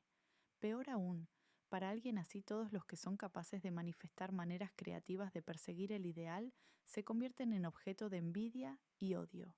Esta es la dinámica de cierto tipo de enfoque intelectual de la vida, cuya meta es aplastar todo aquello que no sea funcional y reducir a cenizas todo sentimiento estético. Sin embargo, se da la paradoja de que cuando un individuo rechaza con tanta obstinación el ideal, su horóscopo natal muestra inevitablemente el mismo predominio de Neptuno. En lo fundamental, no hay diferencia entre los dos. Por lo común, los enemigos son secretamente idénticos en muchos sentidos. Pero en vez de identificarse con el mundo neptuniano en el nivel consciente, puede ser que en cambio una persona así intente destruirlo, porque su identificación es inconsciente y por lo tanto profundamente amenazadora para el yo. La persona con un Neptuno dominante puede convertirse en una víctima impotente de la vida, siempre perseguida por un mundo que le exige un nivel imposible de resistencia y de autosuficiencia. Pero de igual manera, puede terminar siendo un burlón que se mofa de todo, un escéptico a ultranza, un virulento destructor de todo aquello que no sea racional, alguien que denigra la fantasía romántica, o un materialista dialéctico que anhela reducirlo todo a un funcionamiento mecánico. Por lo general, estas personas, mediante la perversa intervención del destino, llevan a remolque a su padre, su madre, su pareja, un hijo o un paciente claramente neptuniano. Hay un elemento dentro del mundo psicoanalítico que se ha identificado con este último. El marxismo se ha apropiado de ciertos sectores de la comunidad psicoanalítica, produciendo una extraña variedad de dogma religioso disfrazado de teoría psicológica y social científica. Tal vez sea este elemento lo que resulta tan poco atractivo para el neptuniano, que se ha dedicado a la astrología y otras variantes esotéricas y considera que el marco de referencia psicoanalítico es ofensivo y destructor del alma. Sin embargo, está claro a partir del trabajo de autores como Janine Jazeguet-Smirgel que el hecho de comprender la dimensión infantil de la búsqueda del ideal del yo y reconciliarse con ella no tiene por qué desvalorizar nuestra necesidad de mantenernos conectados con lo que ya estaba ahí antes del yo. Hay demasiados misterios alrededor de la cuestión del ideal del yo como para creer que se lo explica, considerándolo como la madre personal. En primer lugar, el ideal es diferente para cada persona, incluso si se trata de hermanos que han compartido la misma madre. Esto sugiere no solo una predisposición innata de la personalidad, sino también algo que trasciende a esta última y que está más cerca de la idea junguiana del sí mismo. Es decir, tanto un potencial innato de compleción y realización del individuo como una visión fundamental de la unidad de la vida. En último término, toda vida es la realización de una totalidad, es decir, de un sí mismo, razón por la cual a esta realización se la puede llamar también individuación. La vida está ligada a portadores individuales que la realizan y es simplemente inconcebible sin ellos, pero cada portador está encargado de un destino y una meta individuales, y solo la realización de ambos da sentido a la vida. Sin esta sensación interior del destino individual, no tendría demasiado sentido preocuparse por nada. El descubrimiento de un propósito es algo sobrecogedor y hermoso cuando le pasa a otra persona, y en uno mismo constituye una experiencia transformadora que renueva la vida. Quizá la sensación de un destino individual sea la expresión más creativa de lo que el psicoanálisis llama el ideal del yo, porque es la razón de todos nuestros esfuerzos. Lo que Jung llamaba la función religiosa de la psique se relaciona íntimamente con este esfuerzo interior. El ideal del yo de Freud, como un retorno a la fusión con la madre primordial, y la función religiosa de Jung, como el sentimiento de algo diferente del yo, y que es la meta de la aspiración humana, son dos maneras diferentes de mirar lo mismo. Ambas deben ser tenidas en cuenta, aunque con frecuencia el papel del astrólogo, como el del psicoterapeuta, consiste en facilitar la toma de conciencia de la primera para que así se pueda liberar la segunda. La persecución del sufrimiento, un caso de ejemplo. La carta que vamos a ver corresponde a una clienta de mi consulta astrológica, a quien llamaré Julie. Su desdichada historia emocional y el sufrimiento que ella misma se infligió, y que durante muchos años pareció ser la única solución, nos proporcionan un vívido ejemplo de la forma en que opera el rostro más sombrío de Neptuno en la psique humana.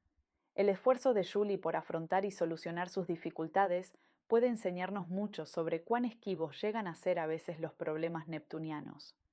Sin embargo, también a ellos, al igual que a todos los problemas humanos, se los puede integrar, cuando no curar, en una vida que encuentre sus recompensas en este lado de la puerta del jardín del paraíso.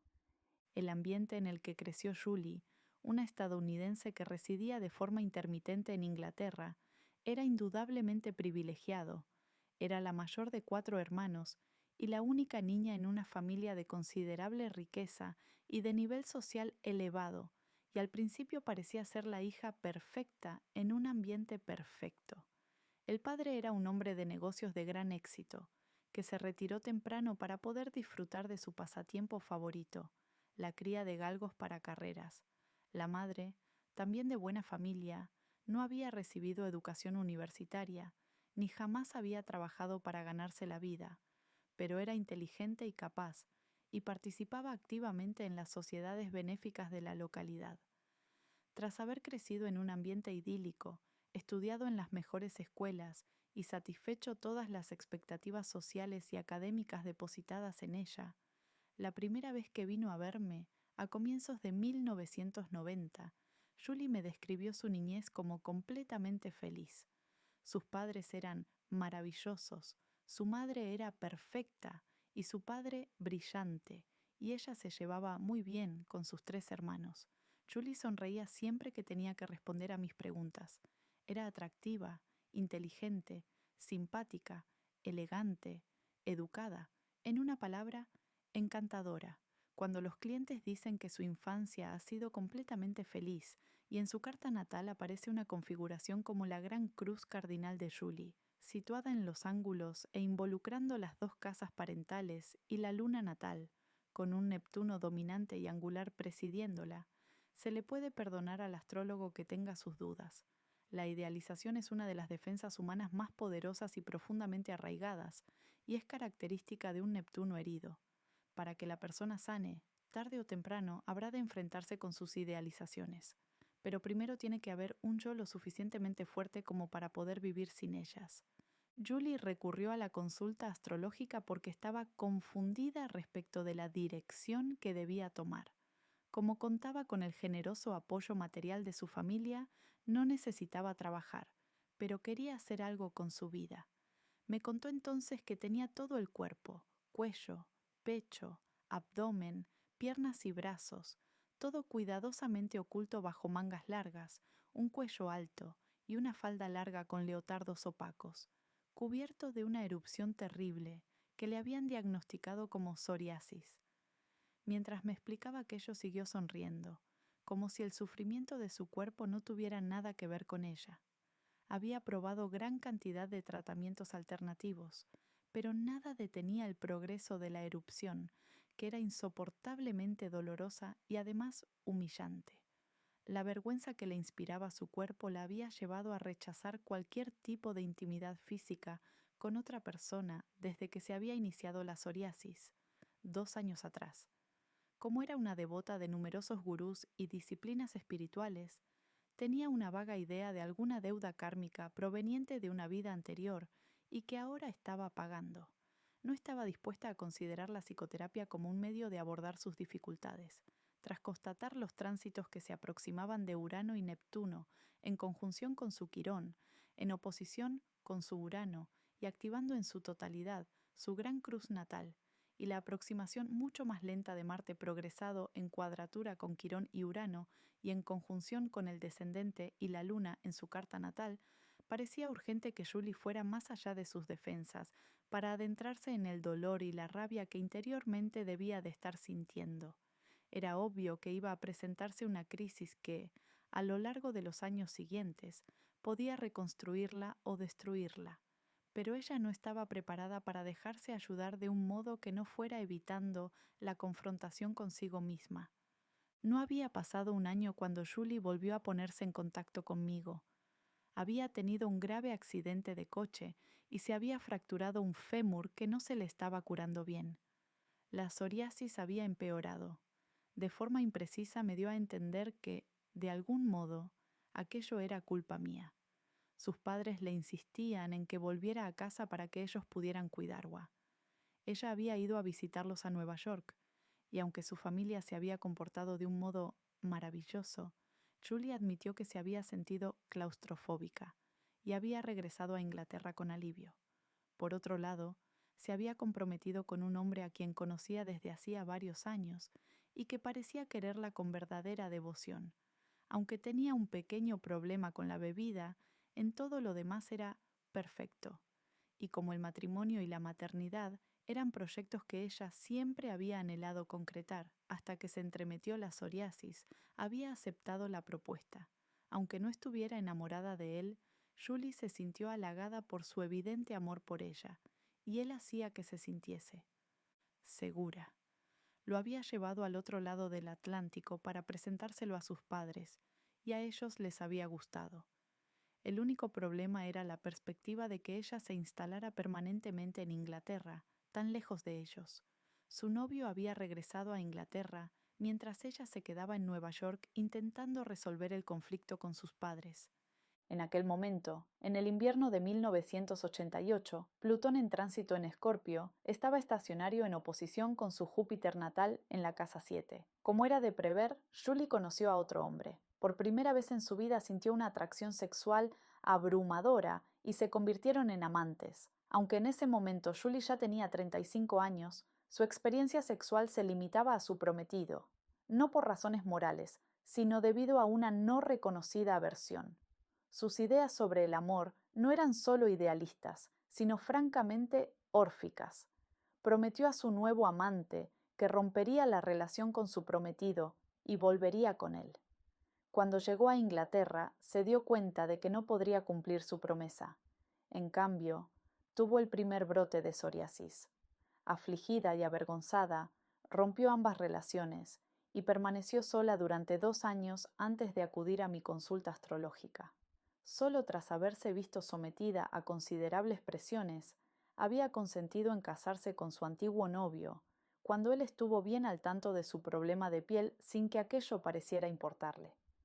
La renuencia de Julie a hablar de su dilema emocional, que solo emergió en la segunda sesión, es tan reveladora como la naturaleza del dilema en sí. Intentó ocultar el hecho de que el accidente de coche había ocurrido antes de que transcurriera una semana desde el anuncio formal de su compromiso. Esta lamentable coincidencia entre el compromiso y la lesión, que ni siquiera la propia Julie podía pasar por alto. Sus configuraciones en tránsito sugieren miedo, una ansia de escapar, autoengaño y la activación de profundos sentimientos de dolor e incapacidad. No era sorprendente que ella sintiera una gran renuencia a comprometerse. Sin embargo, hizo el comentario de que no estaba realmente segura de querer casarse mientras salía de mi despacho al final de la consulta. Yo sugerí que un enfoque psicoterapéutico me parecía adecuado debido a su continua confusión emocional y su indecisión. Le di el teléfono de un colega psicoanalista y ella lo aceptó. Pasaron 2 años antes de que volviera a saber de Julie y descubriera si había actuado según mi recomendación. En ese momento, Urano y Neptuno estaban bien atrincherados en su gran cruz natal, Plutón en tránsito formaba cuadratura con su propio emplazamiento natal, y Marte progresado había llegado a su descendente y estaba en conjunción con su luna. Saturno en tránsito había finalizado su aspecto con la Gran Cruz y se aproximaba a una conjunción con el Sol natal en Acuario. Julie acudió a su tercera cita conmigo con unas gafas oscuras que disimulaban un ojo sumamente morado. En los 2 años que habían pasado desde su última visita, se había casado con su prometido, había quedado embarazada y había sufrido un aborto. Su marido bebía demasiado y estaba volviéndose cada vez más violento, hasta el punto de que ella temía por su propia seguridad. El fémur fracturado había soldado mal, dejándole como secuela una cojera permanente. La psoriasis había empeorado y era cada vez más aguda. Le habían recetado antidepresivos y se había tomado todo el frasco. Como resultado se despertó en un hospital tras un lavado de estómago, con la garganta en carne viva y su problema de piel bien expuesto para que todos lo vieran.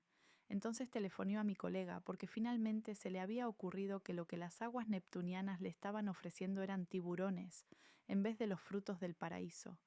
Por fin se enfrentaba con el hecho de que ella misma era su propia víctima. Neptuno es poderoso en la carta natal de Julie, está en conjunción con el ascendente, en oposición con la luna, en cuadratura con el Sol, Mercurio, Quirón y Urano, y el regente de la carta, Venus, está emplazado en su signo Piscis, en la quinta casa. La percepción que tiene Julie de la realidad y de sí misma está profundamente imbuida de fantasías neptunianas del Edén perdido. En el fondo, ella es un alma idealista, receptiva y refinada, que ha tenido grandes dificultades para enfrentarse con un trasfondo familiar enmarañado y emocionalmente complicado. Quizás el contacto más sorprendente de su carta natal sea la conjunción en ascenso de Saturno y Neptuno en Libra, en cuadratura con el Sol, que sugiere un conflicto profundo entre su necesidad de conectar a tierra sus ideales estéticos y espirituales y su ansia de escapar de un mundo feo e imperfecto. En los capítulos 10 y 12 hay un estudio más extenso de la relación entre Saturno y Neptuno, en función del conflicto arquetípico que simbolizan estos dos planetas. Aquí me limitaré a subrayar la dificultad con que se enfrenta toda la generación que tiene esta misma conjunción en Libra en cuadratura, con Urano en Cáncer, para reconciliar la realidad del mundo con la visión, siempre presente, del jardín del paraíso. Julie no es la primera persona que conozco, nacida en este grupo de edad, que ha somatizado su conflicto. En la astrología médica tradicional, Saturno rige la piel y los huesos, y tanto la psoriasis como la lesión mal sanada en la pierna hacen pensar en límites imprecisos y en un sentimiento de solidez y de estructura interior más bien débil. La rabia de Julie por haber tenido que encarnarse en un mundo que siente como demasiado espantoso para poder soportarlo solo. Puede expresarse mediante el empeoramiento de la erupción. Marte y Venus en conjunción en Piscis, bajo el dominio de Neptuno, indican una naturaleza sensual y refinada, tanto en el aspecto emocional como en el sexual. Para lo que menos sirve esta conjunción es para expresar firmeza y autoafirmación. Julie se ha sentido siempre acosada por el terror de no ser querida. Al final, ya no pudo evitar el enfrentamiento con el problema de sus maravillosos padres. El hecho de que el Sol y la Luna formen parte de una configuración con Neptuno sugiere una herencia parental colmada de idealización infantil. Cada cual a su manera, tanto el padre como la madre de Julie, son, en el nivel emocional, niños con la fantasía del matrimonio perfecto, el padre y la madre perfectos y los hijos perfectos, que viven todos felices en un Edén lleno de verdor, con dóciles galgos y suaves muñecos de peluche. Ambos estaban protegidos de la vida por una seguridad material fácilmente adquirida, o sea que no habían tenido que hacerse cargo de su propia incapacidad para enfrentarse a dificultades. Para ellos, Julie no fue nunca una niña de verdad. Era la princesita de papá y la muñequita de mamá, y su receptividad neptuniana a las profundas corrientes emocionales del ambiente le hizo tomar conciencia desde muy temprana edad de que la única moneda que se aceptaba en aquella tienda era la perfección. Como era bonita y despierta, pudo dar lo que se esperaba de ella sin esfuerzo aparente, y como buena hija de Neptuno, fue siempre una estupenda actriz. El precio que pagó por el amor fueron sus sentimientos y su alma. La rabia de Julie era global y apocalíptica, aunque ella no tuviera la menor idea de su fuerza. La luna, por progresión secundaria, se había ido alejando de sus cuadraturas con Urano y Quirón antes de que ella naciera. Es posible que estos aspectos natales separativos indiquen una gran angustia y un profundo resentimiento inconscientes de la madre, mientras Julie aún no había nacido. Incluso en el verdadero Edén, la serpiente también había hecho su trabajo. Después, cuando ella tenía entre 5 y 6 meses, la luna progresada se puso en cuadratura con Mercurio y en oposición con Neptuno, y hacia los 9 meses, en oposición con Saturno. En estos primeros meses de vida de la niña, el clima emocional debió ser sumamente tenso. Es probable, aunque no lo sé con seguridad, que sus padres estuvieran pasando por un periodo de peleas e infelicidad entre ellos, y de todo aquello Julie no se perdió nada. Su sentimiento de fragilidad emocional es enorme, y el mundo exterior está lleno de horribles amenazas y peligros. Su luna está en el descendente, lo que sugiere que para Julie siempre ha sido difícil reconocer sus propios sentimientos apasionados y agresivos, luna en Aries, y que tiende a proyectarlos respondiendo como una buena actriz a todos los pies emocionales que le dan los demás. Junto con Neptuno como indicador de sus padres, también Urano refleja su percepción de su madre, al estar emplazado en el medio cielo, aunque en la novena casa. Julie no encontraba seguridad en su madre. De niña estaba siempre angustiada, esperando una catástrofe en cualquier momento. Ese estado de ansiedad crónica se ha mantenido hasta la edad adulta. Aunque no es obvio en la superficie, sí es uno de los factores que contribuyen a las erupciones cutáneas, que en parte son un reflejo de su constante aprensión. También la imagen que tiene Julie de su padre es complicada. Lo ha idealizado, Sol en cuadratura con Neptuno, pero también está resentida, Sol en cuadratura con Saturno, porque él le parecía distante, retraído y sin interés alguno por la verdadera identidad de ella. El Sol en la casa 4 indica un profundo vínculo con ese padre a quien necesitaba, pero que en realidad nunca tuvo. Mercurio en la cuarta refleja su percepción de él como alguien inteligente, pero excesivamente crítico, y Quirón, emplazado en la tercera, pero en conjunción con el IC, sugiere que el padre es un hombre secretamente herido por la vida y, como resultado de ello, capaz de infligir mucho daño a los demás. Ella lo adora, lo necesita y lo odia, y su consiguiente pauta de relación tiene mucho que ver con la confusión y la ambivalencia de sus sentimientos.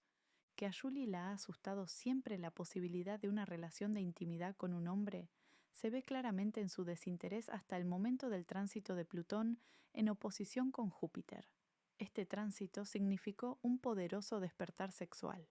Júpiter en Tauro, en sextil con Venus y Marte y emplazado en la casa 7, sugiere que ella proyectaba su propia y jubilosa sexualidad en otras personas, en vez de asumirla como parte de su propia naturaleza.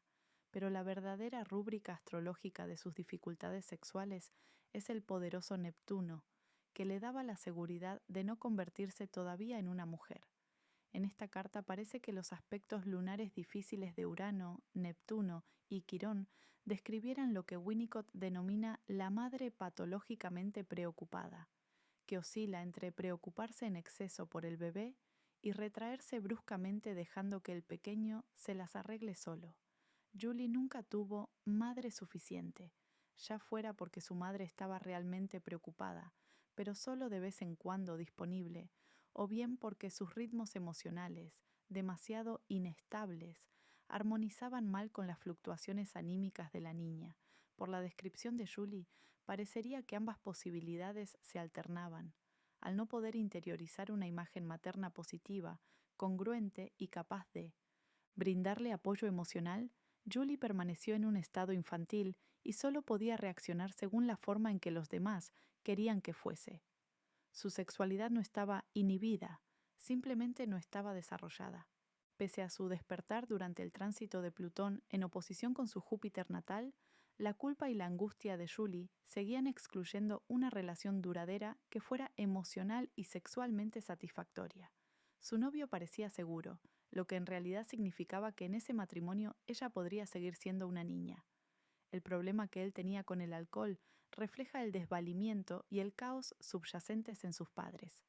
Para ella el matrimonio era, en realidad, una huida de la condición de adulta, un intento de volver al útero de donde la había expulsado su respuesta sexual a su amante estadounidense. Su conflicto se manifestaba de tal manera que sus síntomas, como la mayoría de los de origen psicosomático, describían vívidamente lo que sentía. La piel le ardía y le picaba, y tenía que rascarse hasta que se lastimaba para detener la irritación. La erupción cutánea servía también al propósito inconsciente de asegurarse de que durante un tiempo podría romper todas las relaciones, con lo cual evitaría completamente el conflicto. Sin embargo, tampoco podía soportar la soledad, y al final optó por casarse, contra las protestas de su propia psique, expresadas a través del accidente de coche que siguió a su compromiso. Es posible que el aborto espontáneo se produjera por razones puramente físicas, pero también puede ser que un estado de extrema tensión y de angustia, por no hablar de su ambivalencia, haya reforzado el efecto de cualquier factor orgánico existente, y tampoco debe parecer sorprendente que su marido tuviera también un problema neptuniano, ya que Julie proyectaba su desvalimiento y su rabia inconscientes en la pantalla que él le ofrecía. Y probablemente la violencia de él se veía exacerbada por el hecho de que sabía, quizá de un modo inconsciente, que ella nunca lo había querido. Los tránsitos en aspecto con los planetas natales, como la conjunción Urano-Neptuno que activó la Gran Cruz de Julie, nos dicen cuándo se pondrá en marcha una pauta psicológica determinada, inherente a la carta natal. En el curso de una vida, los emplazamientos natales se ven activados muchas veces, de forma regular por desencadenantes menores, como los tránsitos de la Luna, y pocas veces por desencadenantes mayores, como los tránsitos de los planetas exteriores. Cada vez toma vida el mismo tema arquetípico, aunque sus expresiones externas puedan variar, y para la persona que no reflexiona no parezcan tener conexión alguna. Aquello que somos se manifiesta por mediación de esa constante entrada y salida de nuestros personajes internos en el escenario de nuestra vida externa. La relación de Julie con su marido comenzó cuando Saturno en tránsito se puso en cuadratura con su conjunción Venus-Marte, lo que sugiere que ella estaba sintiendo una soledad y una frustración considerables en el momento en que lo conoció, y es probable que haya visto en él a un posible redentor debido a su sentimiento subyacente de desvalimiento e irrealidad. Cuando Julie conoció a su amante, se activó su Júpiter natal bien aspectado en Tauro, y ella se sintió feliz, optimista, deseable, estimulada por el deseo, y por primera vez en su vida, sexualmente satisfecha. Al activarse la Gran Cruz, fue el anuncio de un largo periodo durante el cual Julie tendría que afrontar los conflictos más profundos y fundamentales de su vida. Por la Gran Cruz habían transitado muchas veces planetas de movimiento más rápido, pero nunca antes se había producido un tránsito tan poderoso como el de Urano y Neptuno. Como esta configuración está dominada por Neptuno en ascenso, era inevitable que la crisis de Julie invocara el mito arquetípico de la víctima redentora que siempre ha estado en funcionamiento en su interior. En su familia, ella había sido la redentora, la que se esforzaba por mantener intactas las fantasías de perfección de sus padres. Después, cuando se relacionó con un hombre de quien creyó que podría redimirla, fue él quien demostró estar, a su vez, necesitado de que lo redimieran. Julie buscó apoyo en múltiples sanadores y gurús que tras haberle prometido la redención, la defraudaron, de manera que siguió siendo una víctima hasta que intentó quitarse la vida, y fue entonces cuando descubrió que en realidad quería vivir. En términos generales, a Julie el trabajo terapéutico la ha ayudado. Ahora está divorciada y aunque siempre tendrá que andar con su cojera, este símbolo de imperfección corporal ya no le parece una carga terrible. La psoriasis le reaparece de vez en cuando, pero no con mucha frecuencia, y raras veces con la gravedad de antes. En cuanto a los cambios interiores que han generado estos otros externos, son más sutiles aunque no menos importantes. Julie tuvo que pasar por una fase necesaria de furia y odio hacia su familia, acompañada por la inevitable autocompasión neptuniana, pero ha aprendido a tomar distancia en relación con ellos, a la vez que acepta que los ama y los necesita. Reconoce que su madre es psicológicamente más joven que ella, y esto le ha producido un sentimiento de compasión por ella y por sí misma. También puede comprender la idealización de su padre como un redentor y amante secreto, y ver su desesperada necesidad de complacerlo como un repudio de su propia identidad femenina madura. Entiende que haberse convertido en una mujer la habría enfrentado con su madre como rival, y que era más seguro para ella mantenerse psicológicamente como una niña. Y está empezando a reconocer en su masoquismo moral un castigo que se autoinfligía por deseos y necesidades que sentía como alarmantes e inaceptables en cuanto a anuncios de separación de su fantasía de fusión con la familia. Julie seguirá siendo una romántica en busca de una unión perfecta en un mundo perfecto, y es probable que nunca supere su tendencia a la idealización y a la desilusión. Pero ahora tiene una relación mejor con Saturno, y es más capaz de ser realista sin ponerse necesariamente a la defensiva, y de tener autodominio sin rigidez. Ha logrado una mayor autenticidad, y ya no recurre a su encanto como un medio de alcanzar el amor. Siempre le quedará la nostalgia del jardín del paraíso, pero en esa nostalgia ya tiene cabida el humor además del patetismo. La presencia de Venus, el regente de su carta, en conjunción con Marte en la quinta casa, y la fuerte implicación de Mercurio con la conjunción Saturno-Neptuno, hacen pensar que su mundo de fantasía, intensamente activo, necesita expresarse a través de alguna forma de arte, puede que como escritora, ya que la combinación Mercurio-Neptuno está naturalmente dotada para la narrativa. A Julie le falta aún descubrir su quinta casa y reconocer que la belleza, la alegría y el trabajo creativo son medios de redención tan válidos como el intento de salvar lo irrecuperable. Al igual que muchas personas heridas que han sanado hasta cierto punto por intermedio de terceros, ha hablado vagamente de que quiere ayudar a los demás. A pesar de, o tal vez debido a, la fuerza que tiene Neptuno en su carta, esto no significaría necesariamente una realización para ella, que se ha pasado la mayor parte de su vida necesitando que la necesiten y siendo lo que otros querían que fuese. Su Neptuno necesita tomar cuerpo y no seguir desencarnado en nombre del autosacrificio. A los padres no se los puede culpar del anhelo neptuniano de la hija de regresar a las aguas primordiales, ni de su resistencia profundamente arraigada a cualquier cosa que no sea la perfección, tanto en ella misma como en la vida. Estos son atributos de su propia alma, con los cuales Julie debe reconciliarse tomando sus propias decisiones y asumiendo su responsabilidad. Que haya sido capaz de reconocerlo así me parece un testimonio excelente de que la tendencia neptuniana a convertirse en víctima de uno mismo no es un destino ineluctable con el que se deba vivir siempre.